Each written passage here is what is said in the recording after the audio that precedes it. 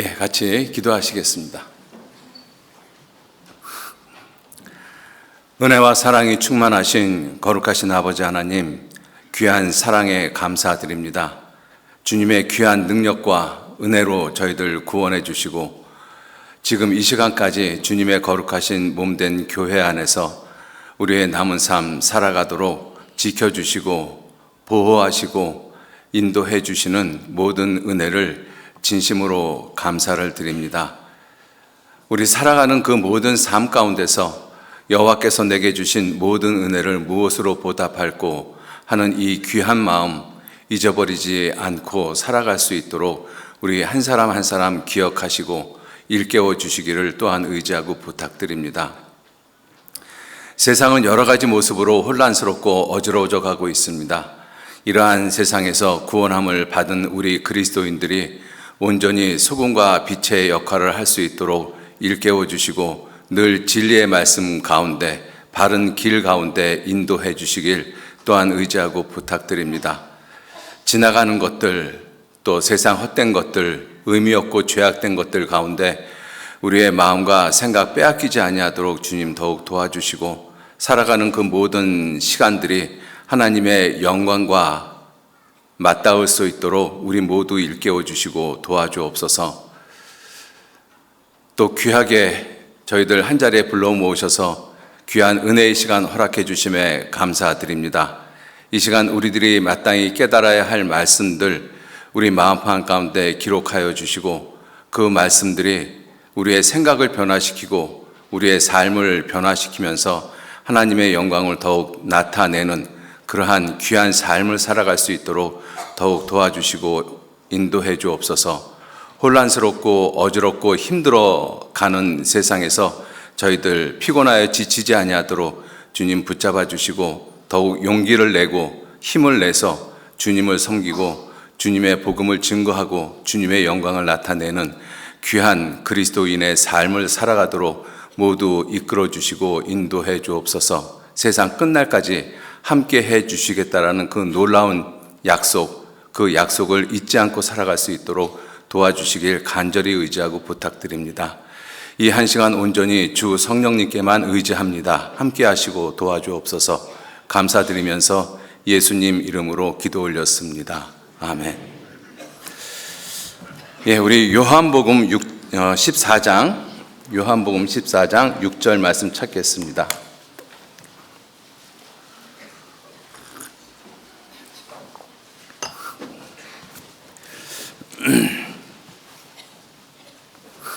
요한복음 14장 6절 말씀, 아주 유명한 말씀입니다.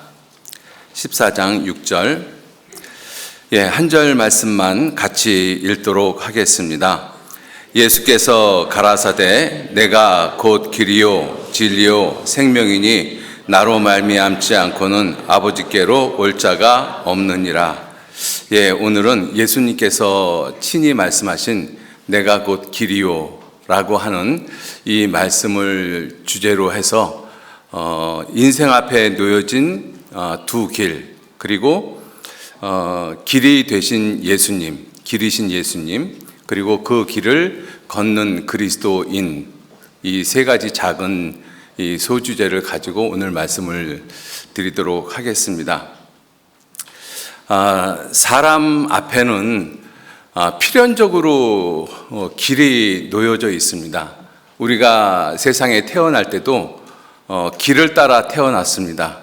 그리고 길을 따라 태어난 우리들이 길을 따라 살다가 그 길에서 죽습니다. 특별히 구원을 받지 않은 그러한 죄인들에게는 하나님이 시편 2편 12절 말씀을 통해서 그 아들에게 입맞추라. 그렇지 않으면 진노하심으로 너희가 그 길에서 망하리니. 이렇게 말씀하셨습니다.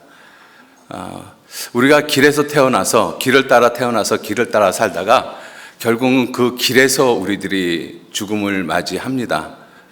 하나님이 만들어 놓으신 그 영원한 길, 생명의 길을 찾지 못하면 그 길에서 망하게끔 되어져 있습니다. 자, 그러한 길들이 우리 앞에 우연히 놓여진 것이 아니라 하나님께서 그 길을 두셨다라고 말씀을 하십니다. 신명기 30장 19절 말씀에 내가 오늘날 천지를 불러서 너에게 증거를 삼노라. 내가 생명과 사망과 복과 저주를 내 앞에 두었은즉 너와 내 자손은 살기 위해서 생명을 택하라. 하나님께서 생명, 사망, 복과 저주 이 두 길을 우리 인생 앞에 놓으셨다라고 분명하게 말씀을 하고 계셔요. 그래서 우리 인생은 그 길을 피할 수가 없습니다. 예레미야 18장 예레미야 8장에서도 그 말씀하시기를 하나님께서 이스라엘 백성들에게 내가 생명의 길과 사망의 길을 두었노니 이렇게 말씀하고 계시거든요. 어쩔 수 없이 우리들은 그 두 길을 걸어가게 되어져 있습니다. 자, 그 길을 하나님께서 두셨기 때문에 하나님은 우리에게 당부하시는 말씀이 너와 내 자손은 살기 위해서 반드시 옳은 길, 곧은 길, 정로, 하나님이 만드신 길, 생명 되신 예수님, 그것을 붙잡으라고 분명하게 말씀을 하고 계십니다. 그렇지 않으면 영원한 지옥의 형벌을 받을 수밖에 없다. 흑암의 고통뿐이라고 말씀을 하고 계시잖아요. 그러한 지옥으로 들어갈 수밖에 없는 것이 우리가 걸어가는 그러한 모든 길입니다. 구원받지 못한 모든 사람들. 자, 그러한 이 길이 우리 인생 앞에 놓여 있다라고 말씀을 하시는데 그 길을 성경에서 좀 살펴보면 그 두 길을 여러 가지 모습으로 표현하고 계십니다. 첫 번째로 표현하고 있는 것이 그 두 길 모두 옛적 길이라고 말씀을 하고 있습니다. 그런데 그 옛적 길이 악인이 밟던 옛적 길이 있고 선한 옛길이 있다라고 말씀하십니다. 욥기 18장 22절 말씀에 소발이라는 사람이 욥에게 말하면서 내가 악인이 밟던 그 옛적 길을 지키려느냐 이렇게 말씀하시거든요. 악인이 밟던 그 옛적 길, 그 대표적인 그 모습을 유다서 1장 11절에는 이렇게 말씀을 하고 있습니다. 이 사람들은 화 있을진저 그들은 가인의 길로 행하며 삭슬 위하여 발람의 어그러진 길로 몰려가며 고라의 패역을 좇아 멸망하였도다 이렇게 말씀하시거든요. 그것이 악인이 밟던 옛적 길인 것입니다. 하나님을 등지고 살아간 그 모든 길, 아담의 불순종의 길, 가인의 살인의 길, 그 다음에 유다의 배반의 길, 이러한 모든 길들이 악인이 밟던 그러한 길들이죠. 자, 그러한 길을 성경에서 어떻게 말씀하시는가 하면 그 길은 정로가 아니라 곁길이라고 말씀을 하고 계십니다.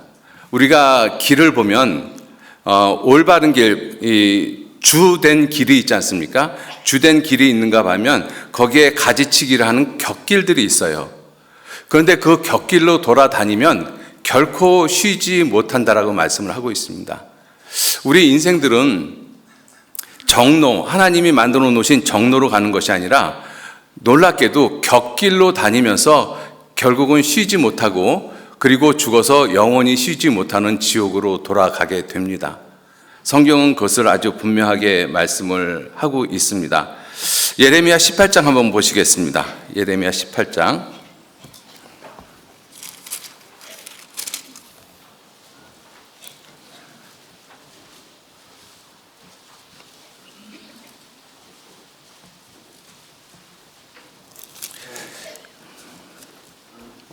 예레미야 18장 15절.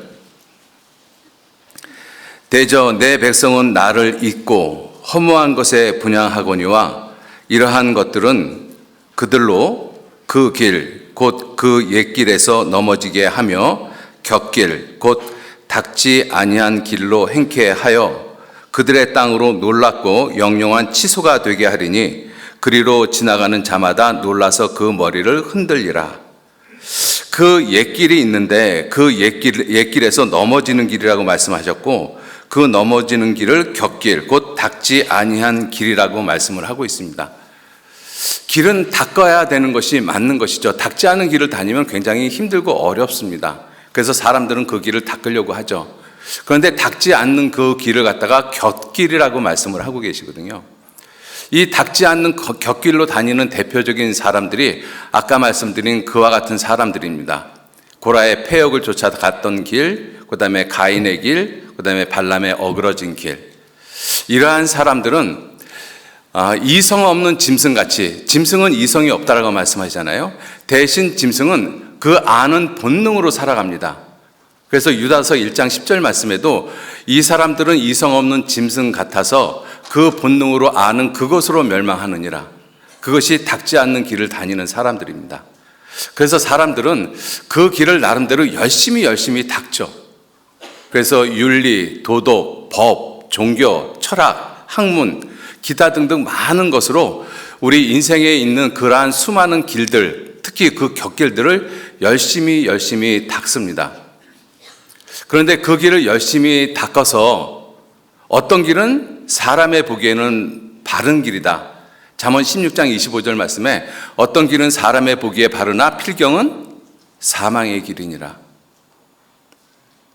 열심히 닦아서 사람들 보기에는 바른 길, 옳은 길처럼 보이는데 그 끝은 사망이다. 그 끝은 쉼이 없다라고 말씀을 하고 있습니다. 그 이유가 무엇이냐면 이 잠언 2장 18절 말씀에 그 집은 사망으로, 그 길은 음부로 기울어졌나니. 우리가 하나님이 닦아놓지 않는 그 인생에 있어서 모든 곁길들은 다 어디로 기울어졌는가 하면 지옥으로 기울어져 있습니다. 끝이 전부 다 죽음이잖아요. 우리 모든 사람은 태어나서부터 죽음으로 향해 가는 것이지 생명으로 향해 가는 모습이 없습니다. 결국은 죽음이고 그 죽음 끝에는 심판과 지옥이 있는 것이 우리 모든 사람의 운명인 것입니다. 그렇게 음부로 지옥으로 기울어진 길을 열심히 닦아 놓으면 겉으로 보기에는 사람 보기에는 아름답고 겉으로는 깨끗하게 보이고 겉으로는 옳게 보입니다. 그런데 그 끝은 사망이다, 쉼이 없다, 지옥이다라고 말씀을 하고 있습니다. 성경에서 말씀하시기를 우리 모든 사람, 특히 백성들은 이스라엘 백성들에 대해서 하나님이 말씀하시기를 이스라엘 백성들은 잃어버린 양이라 이렇게 말씀하시거든요. 잃어버린 양인데 그 목자들, 거짓 목자들, 특히 거짓 종교가들, 거짓 지도자들, 그들을 곁길로 인도했다. 그리고 곁길로 인도함을 받은 그 사람들이 산으로 돌이키면서 그 산에서는 이스라엘 백성들이 바알에게 분향하고 이 아스타로트에게 분향하고 그러한 모습이 우상에게 분향하는 그러한 모습이 있잖아요. 그래서 산으로 돌아다니면서 이 산에서 저 산으로 돌아다니며 쉴 곳을 기억하지 못했다라고 말씀하시거든요. 예레미야 50장 한번 보시죠.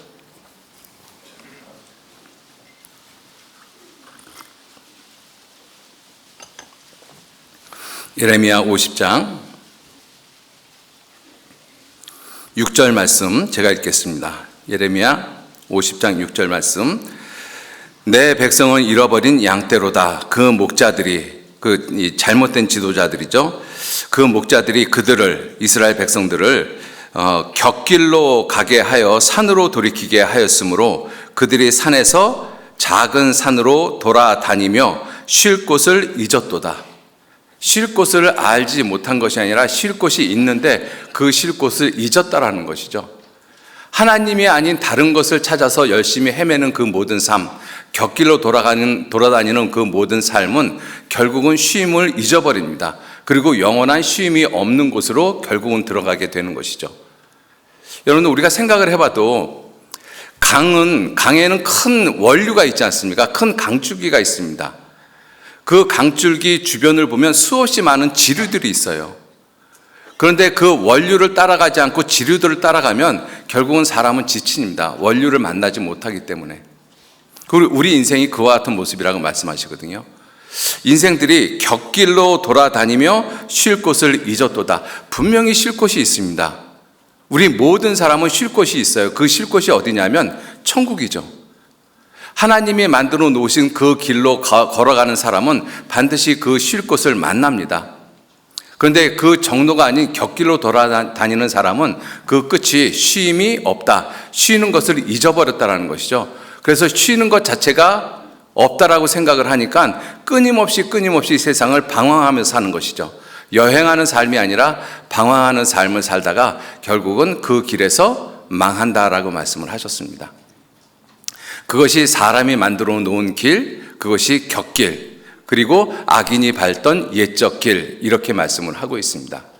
반면에 옛적 길인데도 선한 옛길이 있습니다. 예레미야 6장 16절 말씀에 하나님이 이스라엘 백성들에게 이르시기를 너희는 길에 서서 보며 옛적 길 곧 선한 길이 어디인지 알아보고 그 길로 행하라. 그리하면 너희 심령이 평강을 얻으리라 하나 그들이 대답하기를 우리는 그리로 행치 아니하겠습니다 라고 이스라엘 백성들이 답변을 했어요. 하나님께서는 너희는 길에 서서 보며 옛적 길 곧 선한 길이 어디인지 알아보라. 알아보고 그리고 그 길로 행하라고 말씀하셨어요. 그러면 너희 심령이 평강을 얻으리라. 근데 이스라엘 백성들은 거절을 했습니다.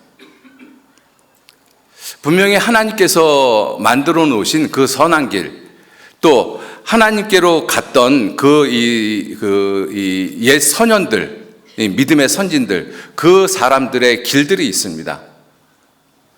그래서 이 신명기서 32장 7절, 그 모세의 노래지 않습니까? 모세의 노래에는 이렇게 말씀하셨어요. 옛날을 기억하라. 역대의 연대를 생각하라. 내 아비에게 물으라. 그들이 내게 설명할 것이요. 내 어른들에게 물으라. 그들이 내게 이르리라.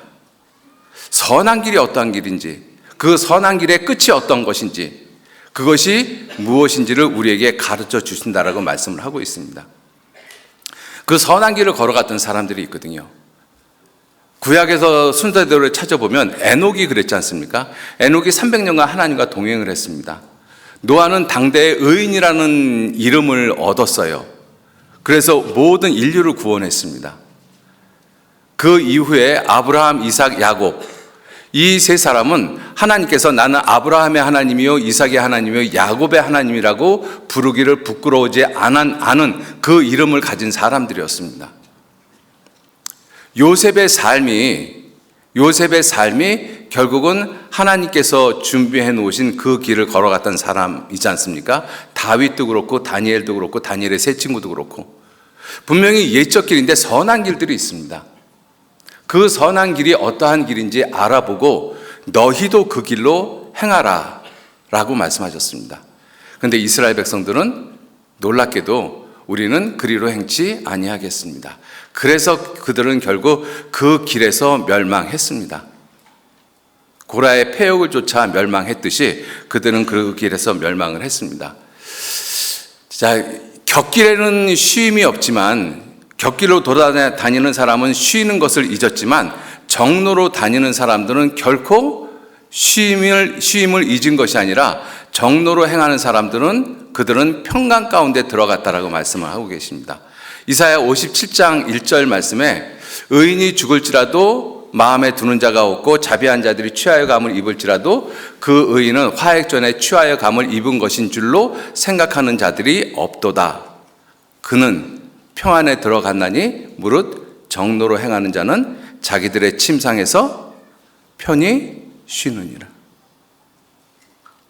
곁길로 행하는 사람들은 쉼이 없어요. 쉼 자체를 잊어버렸습니다.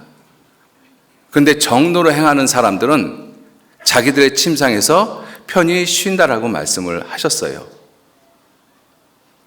그것이 하나님께서 만들어 놓으신 길입니다. 그래서 사람이 만들어 놓은 길은 음부로 기울어진 길을 열심히 닦는 그러한 모습이지만, 그래서 사람 보기에는 바르지만 필경은 사망의 길입니다. 그런데 하나님이 닦아 놓으신 길, 하나님이 만들어 놓으신 그 길은 잠언 12장 28절에 의로운 길에 생명이 있다. 의로운 길에 생명이 있나니 그 길에는 사망이 없다. 의로운 길에 생명이 있습니다. 하나님이 만들어 놓으신 그 길이 의로운 길입니다. 그 길에 생명이 있습니다. 사망이 없어요. 잠언 15장 24절에 보면 지혜로운 자는 위로 향한 생명길로 말미암아 아래에 있는 음부를 떠나게 되느니라. 위로 향한 생명길이라고 말씀하셨거든요. 그 위로 향한 생명길을 만드신 분이 누구시냐면 예수님이십니다. 그죠? 예수님은 그 길을 이 세상에 만들기 위해서 오셨어요. 예수님은 길이 되시고 예수님은 생명이시고 예수님은 진리라고 말씀하셨습니다. 우리가 생명, 길, 진리 이것을 우리는 어떠한 사상 또는 어떤 사변적인 생각 이러한 것들로 생각을 합니다. 물론 틀리진 않죠. 진리라는 것을 우리가 정의를 할 때 사전적인 정의를 보면 진리는 불변하지 않는 보편적인 사실을 말한다 이렇게 이야기를 하고 있거든요. 그래서 진리를 인격으로 생각하지는 못합니다. 그래서 진리는 변하지 않는 보편적인 불변의 사실 이것을 진리라고 세상은 이야기를 하는데 성경은 그 진리를 예수님이라고 말씀하셔요. 요한복음 8장 32절에 너희가 진리를 알지니 진리가 너희를 자유케 하리라. 진리를 알지니 진리가 너희를 자유케 하리라. 그런데 8장 36절 말씀에 아들이 너희를 자유케 하면 너희가 참으로 자유케 되리라. 아들이 너희를 자유케 하면, 진리가 너희를 자유케 하면 그 진리가 아들 예수님이시잖아요. 그러니까 우리는 성경을 배우면서 세상에서 배우지 못한 놀라운 것들을 배웁니다. 우리가 진리나 길이나 생명이 어떤 인격을 가지고 있는 인격체라고 생각을 전혀 못하지 않습니까? 그런데 성경은 그 진리, 길, 생명 이것이 무엇이냐? 그것이 예수님 자체라고 말씀을 하고 계십니다. 생명이신 예수님, 진리이신 예수님, 길이신 예수님 그분이 이 세상에 하나님께로 가는 길이 없었어요. 생명나무로 가는 길이 없었습니다. 아담이 에덴 동산에서 선악과를 따먹은 이후로 하나님은 에덴 동산의 생명나무의 길을 지키게 하셨어요. 두루 도는 화영검으로. 화영검이 뭐예요? 불칼입니다. 접근하지 못하도록 어느 누구도 접근하지 못하도록 그 생명나무의 길을 지키셨습니다. 그래서 생명으로 가는 길이 없었던 것이죠. 아버지께로 가는 길이 없었습니다. 천국으로 가는 길이 없었습니다. 그런데 길이신 예수님께서 그 길이 없는 곳에서 길을 내셨어요. 하나님께서 길을 내십니다. 길은 우연히 저절로 만들어지는 것이 아니라 누군가에 의해서 만들어지는 것입니다. 이사야서 51장 한번 보시죠.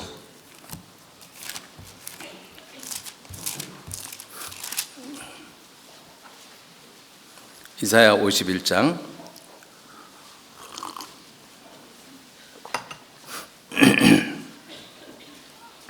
51장 10절 말씀 같이 읽겠습니다. 바다를 넓고 깊은 물을 말리시고 바다 깊은 곳에 길을 내어 구속 얻은 자들로 건너가게 하신 이가 어찌 주가 아니시니까. 그 바다를 넓고 깊은 물이라고 말씀하셨잖아요. 넓고 깊은 물을 말리시고 바다 깊은 곳에 길을 내신 분이 하나님이셔요. 그래서 이스라엘 백성들을 애굽에서 나오게 하고 그 애굽에서 나온 이스라엘 백성들을 바다를 가르고 그 바다를 건너서 광야로 들어가게 하신 분이 하나님이십니다. 깊은 바다의 길을 내신 분이 하나님이셔요. 깊은 바다의 길이 저절로 나지 않습니다. 하나님께서 그 길을 내신 것이거든요. 아담이 번제한 이후로 생명나무로 가는 길이 없었고 하나님 아버지께로 가는 길이 없었습니다. 그런데 그러한 길에 깊은 흑암과 같은 이 세상에 하나님께서는 자기 아들을 내보내서 그 길을 만들도록 하나님께서 명령하셨습니다. 그래서 예수님께서 이 세상에 오셨어요. 예수님이 이 세상에 오신 이유는 내가 내 뜻을 행하러 온 것이 아니라 내 아버지의 뜻을 행하러 왔나이다. 내 아버지의 뜻은 아들을 보고 믿는 자마다 영생을 얻는 이것입니다. 즉 아버지께로 가는 길, 생명 얻는 길, 영생 얻는 길, 영광으로 가는 길, 그 길을 만들기 위해서 이 땅에 오신 분이 바로 길이신 예수님이십니다. 생명이신 예수님, 진리이신 예수님이십니다. 자, 예수님께서 내가 곧 길이요라고 말씀을 하셨어요. 내가 곧 길이요 진리요 생명이니 나로 말미암지 않고는 아버지께로 올 자가 없느니라. 내가 곧 길이요. 예수님은 왜 내가 곧 길이요 라고 말씀을 하셨을까요? 무슨 특권으로, 무슨 권리로? 예수님이 만일 단지 하나님의 아들이라는 특권만을 가지고 내가 곧 길이다, 내가 곧 진리다, 내가 곧 생명이다 라고 이야기를 했다라면 그것은 사람하고 별반 다르지 않을 거라고 생각합니다. 사람들도 내 아들이기 때문에, 내 자식이기 때문에 내가 가지고 있는 모든 물질, 재물, 권세, 영광을 다 물려주는 경우가 있잖아요.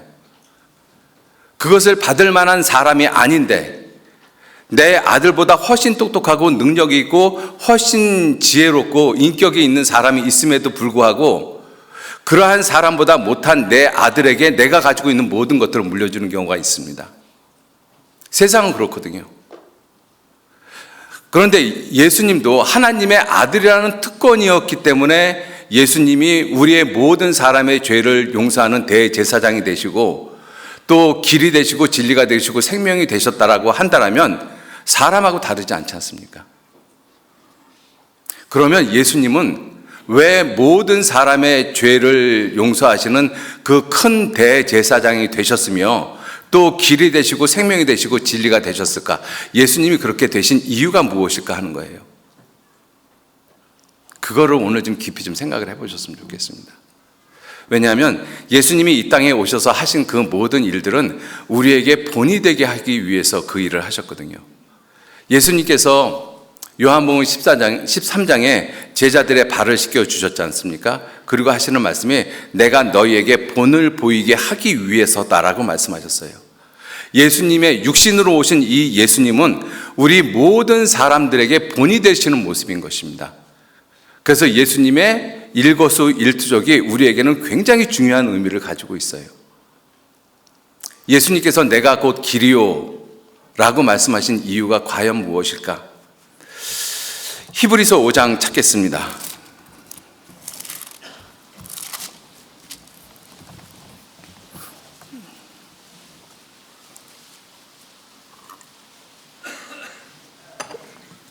히브리서 5장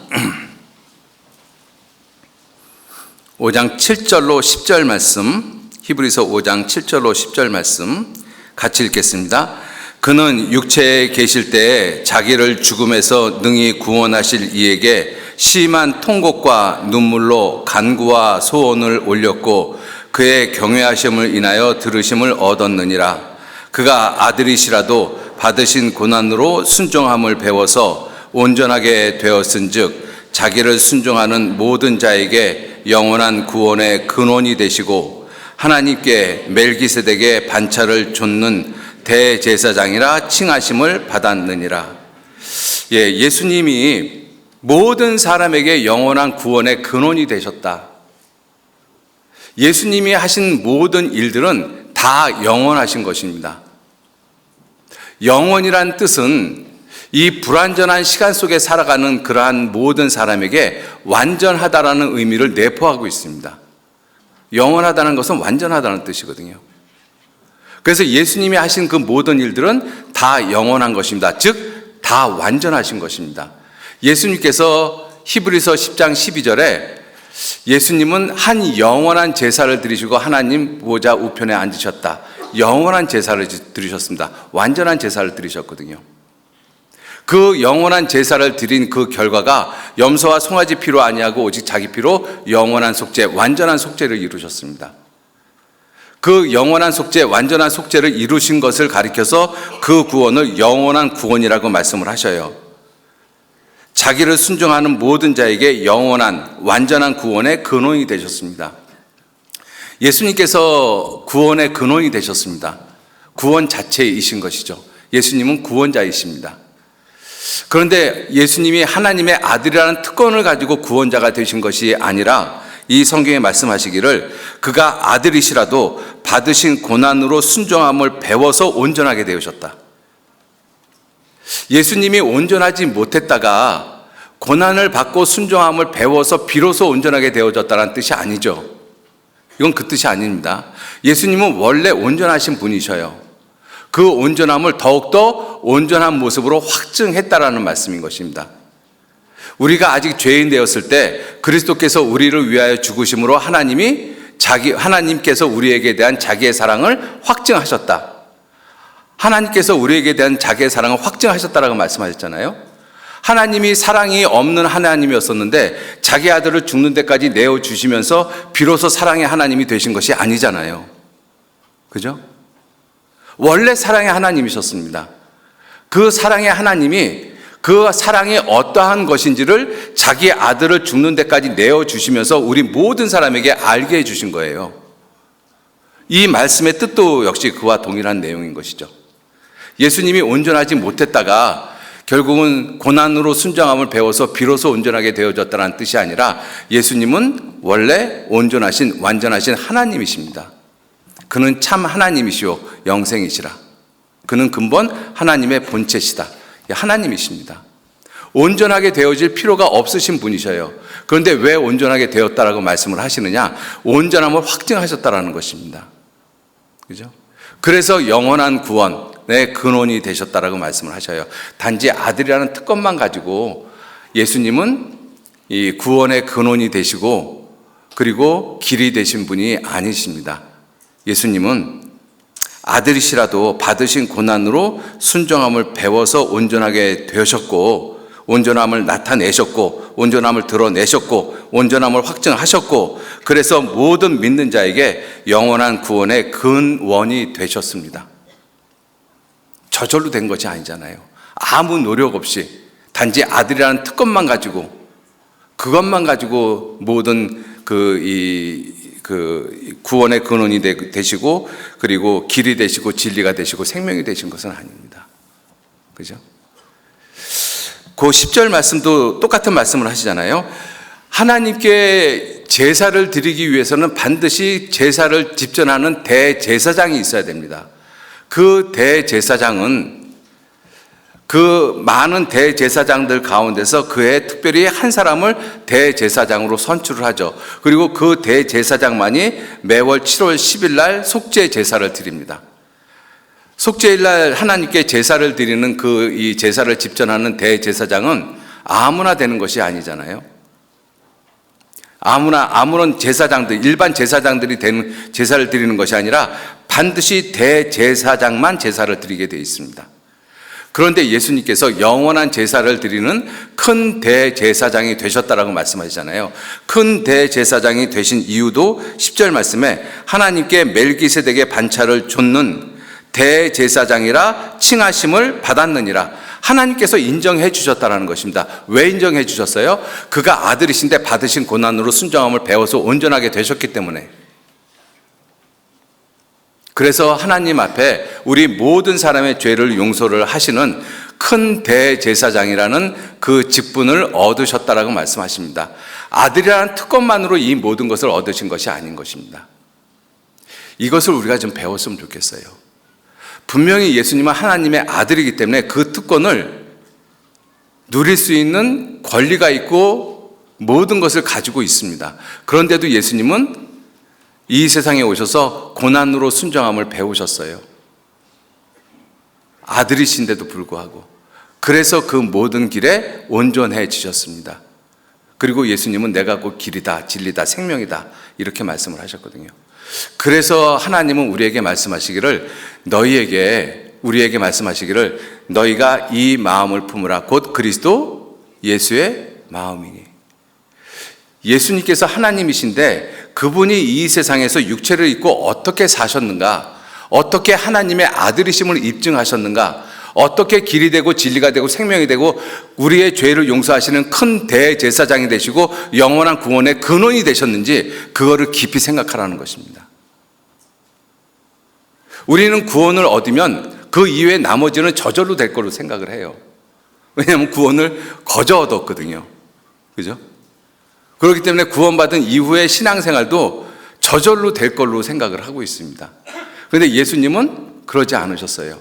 하나님의 아들이심에도 불구하고 받으신 고난으로 순종함을 배워서 온전하게 되셨습니다. 우리가 구원을 받으면 하나님의 아들이잖아요. 그러면 하나님의 아들이라는 특권만 가지고 아무것도 안 하고 살아가도 되느냐? 그건 아니라는 것을 우리가 잘 알고 있지 않습니까? 빌립보서 2장 한번 보시죠.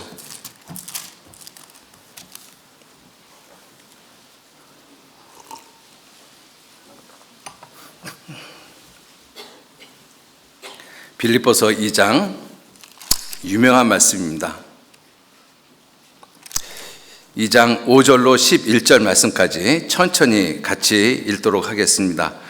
너희 안에 이 마음을 품으라. 곧 그리스도 예수의 마음이니 그는 근본 하나님의 본체시나 하나님과 동등됨을 취할 것으로 여기지 아니하시고 오히려 자기를 비워 종의 형체를 가져 사람들과 같이 되었고 사람의 모양으로 나타나셨음에 자기를 낮추시고 죽기까지 복종하셨으니 곧 십자가의 죽으심이라. 이러므로 하나님이 그를 지극히 높여 모든 이름 위에 뛰어난 이름을 주사 하늘에 있는 자들과 땅에 있는 자들과 땅 아래 있는 자들로 모든 무릎을 예수의 이름에 꿇게 하시고 모든 입으로 예수 그리스도를 주라 시인하여 하나님 아버지께 영광을 돌리게 하셨느니라. 예수님이 하나님의 아들이시잖아요. 아들이시지 않습니까? 하나님이 육체를 입고 이 세상에 내려오셨습니다. 그 하나님의 아들이라는 놀라운 특권을 가지고 하나님이 내 아들이기 때문에 모든 이름 위에 뛰어난 이름을 주신 것이 아닙니다. 모든 무릎을 그 이름에 꿇게 하신 것이 아니잖아요. 하나님의 아들이라는 특권만 가지고. 그죠? 모든 입으로 예수 그리스도를 주라 시인하게끔 하나님의 아들이기 때문에 그렇게 하나님이 하신 것이 아닙니다. 이 10절, 9절, 10절, 11절 말씀, 모든 이름 위에 뛰어난 이름을 주셨고 하늘에 있는 자들, 땅에 있는 자들, 땅 아래에 있는 자들 그 모든 무릎을 예수의 이름에 꿇게 하시고 모든 입으로 예수 그리스도를 주라 시인하게 하신 이유가 무엇이냐는 거예요. 이유가 하나님의 아들이기 때문에 라는 것이 아니지 않습니까? 그 앞절 말씀이 있잖아요. 6절로 7절 말씀입니다. 그는 근본 하나님의 본체시다. 그런데 놀라운 것이 그 예수님께서, 그 하나님이신 예수님께서 하나님과 동등됨을 취할 것으로 여기지 아니하셨어요. 자기의 위치를 기꺼이 버리셨습니다. 하나님의 아들이라는 위치를 기꺼이 버리시고 오신 거예요. 그러기 때문에 자기를 비울 수가 있습니다. 여러분들, 우리의 삶 가운데서 내 자신 비우기가 너무나 힘들지 않습니까? 우리가 세상에서도 힘들고 어렵고 마음에 여러 가지 갈등이나 고민이 있는 사람한테 말하기를 그냥 내려놔, 그냥 마음 비워. 그런데 자기는 그렇게 비워지냐고요. 그죠? 사실 마음을 내려놓고 비우라고 하지만 그것만큼 어려운 것이 없습니다. 그죠? 아니, 보이지 않는 마음을 어떻게 비워요? 어떻게 내려놓습니까? 그죠? 세상에서는 그걸 하기 위해서 명상도 하고 무슨 도도 닦고 고행도 하고 여러 가지 방법을 쓰지 않습니까? 되는 것처럼 보이다가 다시 돌아갑니다. 그죠? 내가 내 자신을 비우려면 내 위치에서 내려와야 돼요. 예수님처럼. 그는 근본 하나님의 본체시지만 하나님과 동등됨을 취할 것으로 여기지 아니하셨잖아요. 그러니까 그 하나님이 위치를 벗어났으니까 자기를 비우실 수가 있는 거예요. 그러니까 그 다음에 하시는 말씀이 뭐예요? 오히려 자기를 비워 그 다음에 하시는 말씀이 종의 형체, 사람의 형체, 사람들과 같이 되었다. 여러분들, 하나님이 사람과 같이 되었다라는 그 의미가 얼마나 끔찍한 것인지 상상해 보셨습니까? 마치 내가 벌레와 구더기가 된 거하고 똑같은 거예요. 아니, 그거보다 더 끔찍한 사실입니다. 그죠? 여러분들 한번 생각해 보세요. 우리 특히 자매님들 벌레, 구더기, 바퀴벌레 이런 거 좋아하시죠? 그걸 보면 소스라치게 놀라지 않습니까? 그런데 내 몸이 그렇게 된다고 한번 생각해 보셔요. 견딜 수 있겠습니까? 그죠? 그런데 그거보다 더 끔찍한 모습이 하나님이 사람이 되신 거예요. 하나님이 벌레와 구더기 같은 인생, 지옥에 갈 수밖에 없는 그러한 인생, 그 모양이 되셨다는 것입니다. 그죠? 이게 자기를 비우지 않으면 이게 어떻게 가능하겠어요? 영광의 모습을 가지고 계신 그 하나님께서 어떻게 종의 형체, 사람의 모양으로 이 모양을 가질 수가 있겠습니까? 그리고 그분이 하늘 보좌 버리시고 이 세상에 오셨어요. 그래서 종의 형체를 가져 사람들과 같이 되었고 사람의 모양으로 나타나셨음에, 사람의 모양으로 나타나셨다라는 것이 사람으로 이 세상에 오셨다라는 것입니다. 사람으로 이 세상에 오셨어요. 근데 이 세상이 어떤 세상이에요? 벌레와 구더기가 가득 찬 세상이에요. 여러분들 벌레와 구더기가 가득한 곳을 보신 적이 있으신가요? 아마 보신 분들 있으실 거예요. 거기에 손 담그고 발 담그실 분이 있으세요? 예수님이 그렇게 오신 거예요. 그죠? 사람의 모양으로 나타나셨다는 그 의미가 그런 뜻입니다. 벌레와 구더기가 가득한 세상에 예수님은 친히 사람의 몸을 가지고, 벌레와 구더기의 몸을 가지고 이 세상에 오셨다는 것이에요. 어떻게? 자기를 비웠기 때문에. 그죠? 자, 그리고 나서 예수님께서 하신 그 모습이 또 무슨 모습이냐면 자기를 낮추셨다. 벌레와 구더기들보다 더 자기를 낮추셨다라고 말씀하셨어요. 그래서 예수님 십자가에 돌아가실 때 모습을 보면 뭐라고 표현할까요? 어떻게 그럴 수가 있을까? 그 얼굴에다가 사람들이 침을 뱉고 종들이 손으로 뺨을 때리고 옷을 발가벗기고 사람을 채찍으로 때리고 십자가에 못 박고, 여러분들 종들은 일반 사람, 귀한 존귀한 사람에게 그러한 대접을 받은 것이 아니라 사람들 가운데서 종들에게 침뱉음을 당했습니다. 그 예수님이 겪으신 고난의 모습이잖아요. 그에 자기를 낮추셨어요. 의도적으로 자기를 낮추신 것입니다. 의식적으로 자기를 겸손한 모습으로 사신 거예요. 그게 예수님이 걸어가셨던 길입니다. 길이 되시기 위해서 예수님이 걸으셔야만 했던 그 길이신 것이죠. 그죠? 그리고 어디까지 복종하셨어요? 죽기까지 복종하셨습니다. 그래서 십자가에 죽으셨어요. 근데 예수님이 십자가에 죽기까지는 이와 같은 과정들이 묻어져 있는 것입니다. 그런데 그와 같은 모든 과정 가운데 예수님의 철저한 의지가 있었다는 것이죠. 예수님은 자기 의지를 가지고 하나님과 동등됨을 취할 것으로 여기지 아니하시고 자기 의지를 가지고 자기를 비우셨어요. 자기 의지를 가지고 종의 형체를 가졌습니다. 자기 의지를 가지고 이 세상에 오셨잖아요. 자기 의지를 가지고 자기를 낮추셨어요. 자기 의지를 가지고 죽기까지 복종하시고 자기 의지를 가지고 십자가에서 죽으셨습니다. 아들이라는 특권만 가지고 그 모든 것을 하신 것이 아닌 거예요. 아들임에도 불구하고 예수님은 그렇게 사셨어요. 왜 그렇게 하셔야만 됐습니까? 우리에게 그 길을 따라오라고. 그죠? 너희는 옛적 길, 선한 길이 어디인가 알아보고 그 길로 행하라. 그리하면 너희 마음에 평강을 얻으리니. 그 길을 알아보라고. 그죠? 예수님이 걸어가셨던 십자가의 길은 아들이기 때문에 편안히 가셨던 그 길이 절대로 아닌 것입니다.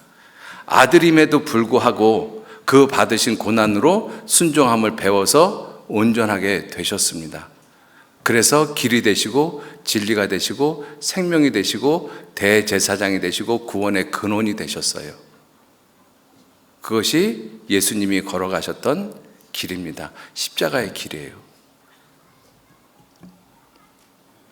그리고 예수님은 내가 곧 길이요 진리요 생명이니 나로 말미암지 않고는 아버지께로 올 자가 없느니라.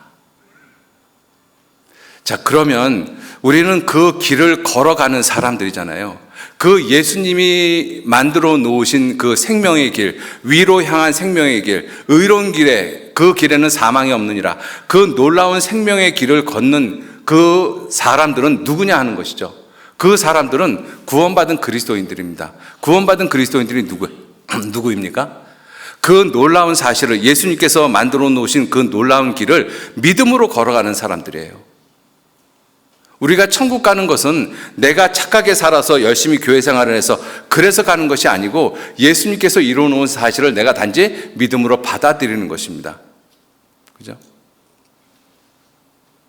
성경을 공부하다 보면 참 놀라운 것을 발견하게 되는 경우들이 종종 있는데, 성경을 여러 가지 모습으로 이렇게 이 구조를 나누고 내용을 분류하고 그렇게 하지 않습니까? 성경을 이렇게 나름대로 생각을 해보면 성경에 크게 세 가지의 모습이 있어요. 첫 번째가 하나님의 영광, 예수 그리스도의 구원, 그리고 사람의 믿음. 그죠? 궁극적으로는 우리 사람에게 하나님과 예수님이 이루어 놓으신 그 놀라운 길을 걸어가라고 우리에게 말씀하십니다. 하나님과 예수님이 이루어 놓으신 그 구원을 우리에게 믿으라고 말씀을 하고 계셔요. 도마는 예수님 부활하셨을 때 그때 마침 없었지 않습니까? 그래서 예수님의 부활을 본 제자들이 도마에게 이야기했습니다. 야, 예수님 부활하셨어. 3일 전에 돌아가신 예수님 부활하셨어. 도마가 그 이야기를 듣고 아주 인간적으로 대답을 했습니다. 내가 그 손에 못자국에 손가락을 넣어보고 그의 찬자국에 내 손을 넣어보지 않고는 내가 믿지 않겠다. 그 귀신인지 혼인지 어떻게 알아? 그죠? 아주 인간적인 모습이잖아요. 8일 만에 예수님이 나타나셔서 도마에게 이리로 와서 내 손가락으로 내 손을 넣어보고 내 손을 내 옆구리에 넣어보라. 그리하고 믿음 없는 자가 되지 말고 믿는 자가 되라. 믿는 자가 되라. 궁극적으로 우리에게 요구하시는 것이 무엇이냐면 하나님이 하신 일, 예수님이 하신 일, 그 길을 믿으라는 것입니다. 하나님께서 만들어 놓으신 길, 예수님께서 이루어 놓으신 그 생명의 길을 걸으라고 말씀하시는 거예요. 내가 오늘날 천지를 두고 하나님께서 말씀하셨지 않습니까? 오늘날 너희 앞에 생명과 사망과 복과 저주를 너희 앞에 두었은즉 너와 내 자손은 살기 위해서 제발 옳은 길, 생명의 길 택하라. 예수님께서 구원을 이루시고 그리고 믿지 못하는 도마 같은 사람들에게 하시는 말씀이 뭐예요? 믿으라, 믿으라. 믿음 없는 자가 되지 말고 믿는 자가 되라. 지옥 갈 수밖에 없는 그 모든 죄인들이 반드시 해야만 하는 한 가지 하나님의 일이 있습니다. 그 일이 믿는 일입니다. 요한복음 6장 29절 말씀에 하나님의 보내신 자를 믿는 것이 하나님의 일이니라. 우리가 죄인이 천국에 가기 위해서 착하게 살고 열심히 종교생활하고 헌금하고 선교하고 그것이 천국 가는 길이 아니라 예수 그리스도께서 자기의 죽음을 통해서 아들이라는 특권을 포기하고 그 죽음을 통해서 이뤄놓으신 그 길을 우리 보러 걸어가라고 말씀하고 계셔요. 그 구원을 받으라고 말씀하십니다. 그 길만이 유일한 길, 유일한 생명의 길이라고 말씀하셨어요. 다른 이로서는 구원을 얻을 수 없나니 천하 인간에게 구원을 얻을 만한 다른 이름을 우리에게 주신 일이 없습니다. 내가 곧 길이요 진리요 생명이니 나로 말미암지 않고는 아버지께로 올 자가 없다. 유일한 길인 것입니다. 그 길을 우리는 믿음으로 지금 걸어가고 있잖아요. 그죠? 믿음으로 걸어가고 있습니다. 자, 그 길을 지금 믿음으로 걸어가는데 우리에게 말씀하시는 내용이 예수님이 자신의 죽음을 통해서 만들어 놓은 그 길을 우리는 믿음으로 걸어가고 있는데 믿음으로 걸어가는 우리 사람들에게 하시는 말씀이 지금 그 길을 어떻게 걸어가고 있느냐라고 묻고 계셔요. 어떻게? 그죠? 여러분들, 우리는 구원을 받고 주님께서 만들어 놓으신 이 생명의 길, 위로 향한 생명의 길을 걷고 있는 사람들입니다. 그 길은 의로운 길이고 의로운 길에는 사망이 없다라고 말씀을 하셨어요. 그 놀라운 길을 걸어가고 있어요. 히브리서 10장 20절 말씀에는 그 길은 우리를 위하여 휘장 가운데로 열어놓으신 새롭고 산 길이요 휘장은 곧 저의 육체니라. 새롭고 산 길을 만들어 놓으셨습니다. 그죠? 그 새롭고 산 길을 우리는 믿음으로 지금 걸어가고 있지 않습니까? 그 길을 지금 어떻게 걸어가고 있느냐? 주님 묻고 계십니다. 새롭고 산 길이지 않습니까? 그러면 새 사람의 모습으로 걸어가야 되는 거예요. 새 사람의 모습으로. 새롭고 산 길을 걸어가는데 옛사람의 모습으로 걸어가서는 안 되는 거잖아요. 새롭고 산 길을 새 모습으로, 새 사람의 모습으로 걸어가라고 말씀하고 계셔요. 고린도 후서 5장 17절 말씀에 누구든지 그리스도 안에 있으면 무슨 피조물이요? 새로운 피조물이라. 이전 것은 지나갔으니 보라 새 것이 되었도다. 정말 새 것이라고 생각하시면서 그 새롭고 산 길을 걸어가시고 계십니까? 우리는 새롭고 산 길을 지금 걸어가는 사람들이잖아요. 그러면 나는 어떤 생각을 가지고 그 길을 걸어가야 되는가 하면 이전 것은 지나갔다. 정말 하나님 보시기에 새로운 사람으로, 새 사람으로, 그죠? 새 마음을 가지고 새 노래를 부르면서 새 힘을 얻고 새 길을 걸어가는 사람들인 거예요. 새 주인을 섬기면서. 그렇게 걸어가는 것이 옳죠. 그렇게 내가 새로운 사람으로 새 주인을 섬기고 살아간다면 내일 일 걱정하겠어요? 안 하겠어요? 안 하죠. 구원받기 전에는 내 삶의 주인이 나였기 때문에 내가 모든 것을 걱정했습니다.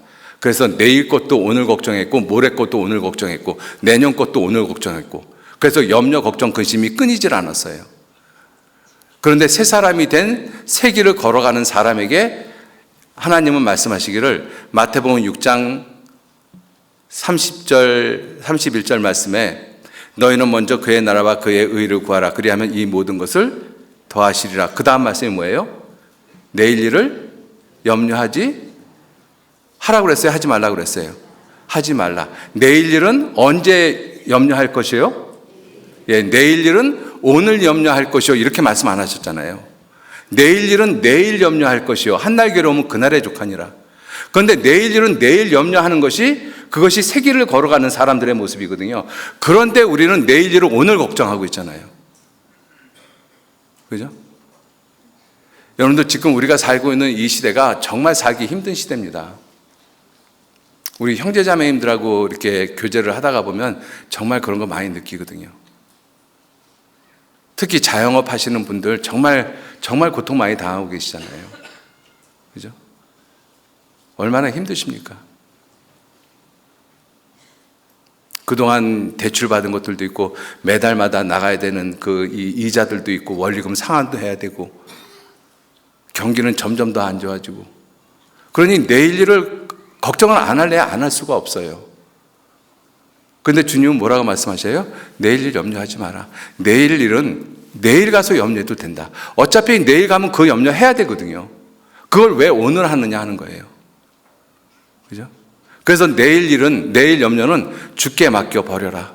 내 짐을 여호와께 맡기라. 내 길을 여호와께 맡기라. 주님 말씀하시잖아요. 왜 그렇게 말씀하셔요? 내가 주인이기 때문에. 주님, 네 삶에 네가 주인이 아니라 이제는 내가 주인이니까 내가 걱정할게. 그 염려를 내게 맡겨. 주님 그렇게 말씀하고 계시는 거거든요. 그죠? 정말 그러한 모습으로 새 주인을 섬기는 새 마음을 가지시고 우리가 새롭고 사는 길을 걸어가고 있느냐. 여러분들, 우리 그렇게 걸어가셔야 됩니다. 어차피 내일 되면 그 염려 해야 되잖아요. 그걸 왜 오늘 염려하냐고요. 이렇게 말하는 저도 오늘 염려합니다. 근데 우리 그렇게 사십시다, 진짜로. 그죠? 어차피 내일 되면 그 염려 해야 되는 건데 그건 미리 땡겨서 염려할 필요가 뭐 있어요. 그죠? 내일 염려는 내일 할 것이요 한날 괴로움은 그날에 족하니라. 자, 그래서 우리에게 말씀하시는 것이 새롭고 산 길을 지금 어떻게 걸어가고 있느냐. 정말 새 사람의 모습으로 그렇게 걸어가고 있느냐. 그죠? 자, 그리고 그 새롭고 산 길을 어떻게 걸어가야 되는가 하면, 구원받기 전에 내가 걸어갔던 길은 나 홀로 걸어가는 길이었어요. 그죠? 홀로 세상에 태어나서 홀로 길을 걷다가 홀로 세상을 마감하는 것이 우리 인생입니다. 내가 세상에 태어날 때 혼자 태어나잖아요. 그죠? 그리고 길도 수없이 많은 길이 있지만 그 길에서도 결코 같이 가지는 못해요. 정말 힘들고 어려운 그 모든 길은, 특히 고난 가운데 있을 때 고난은 누구도 함께 하지 못합니다. 슬픔은 오로지 내 슬픔인 거예요. 내가 병이 나서 죽을 상황에 처해 있으면 그 고통은 오로지 내 것입니다. 옆에 있는 아내도, 옆에 있는 남편도, 자식도 함께 할 수가 없어요. 결국은 세상 혼자 사는 거거든요. 그리고 죽을 때 혼자 가잖아요. 그래서 세상에 있는 모든 길, 그 곁길, 그 모든 길들은 혼자 왔다가 혼자 살다가 혼자 가는 길인 것입니다. 그런데 구원받은 이후에는 같이 가는 길이에요. 같이 가는 길. 그죠? 함께 가자. 아가서 2장 한번 보실까요? 아가서.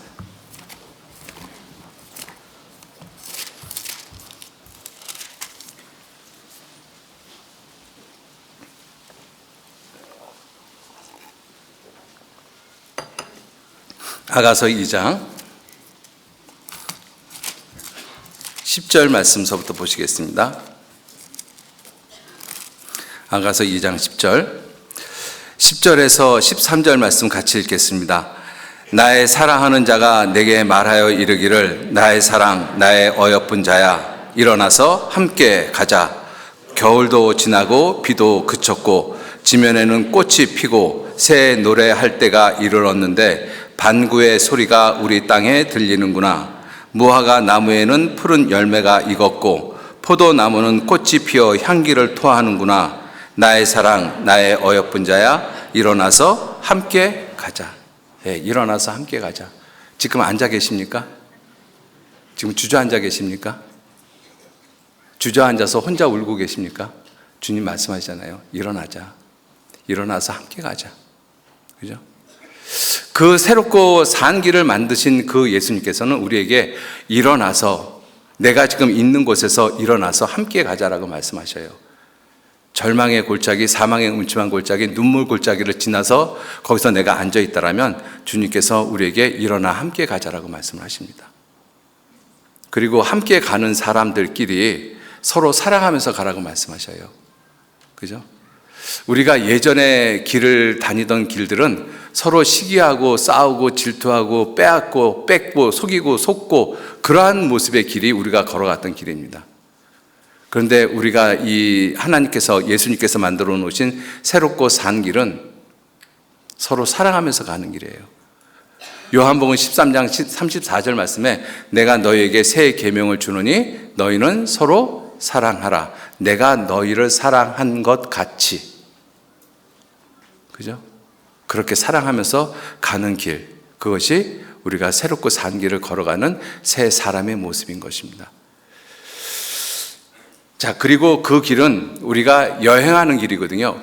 격길은 방황할 수밖에 없는 길이지만 정로는 천성으로 향해서 곧바로 뻗어 있는 길입니다. 목적을 가지고 가는 길입니다. 여행하는 길입니다. 우리는 세상을 방황하는 사람이 아니라 여행하는 사람입니다. 그리고 격길은 쉼이 없는 길이지만 이 정로, 하나님께서 만드신 길, 이 예수님이 길이 되신 이 길은 끝이 빛이고 생명이고 그리고 평안입니다. 예수님이 십자가에서 돌아가시고 부활하신 다음에 제일 먼저 하신 말씀이 너희에게 평강이 있을지어다. 그 말씀 하셨잖아요. 그 끝이 평강이기 때문에 그렇습니다. 그죠? 그러한 길을 중도에 포기하지 말고 끝까지 가라고 말씀을 하고 계셔요. 끝까지. 우리가 이 길을 시작을 했잖아요. 너희가 처음에 시작할 때 확실한 것을 끝까지 견고히 잡으면 그리스도와 함께 참여한 자가 되리라. 이 길은 끝까지 가야 되는 것입니다. 중도에 포기해서는 안 되는 길이에요. 내가 이 길을 가다가 주저앉아 있으면 주님께서 내 손 붙잡아 주시고 일어나 함께 가자라고 말씀하십니다. 또 형제자매들이 함께 가자라고 말씀하시잖아요.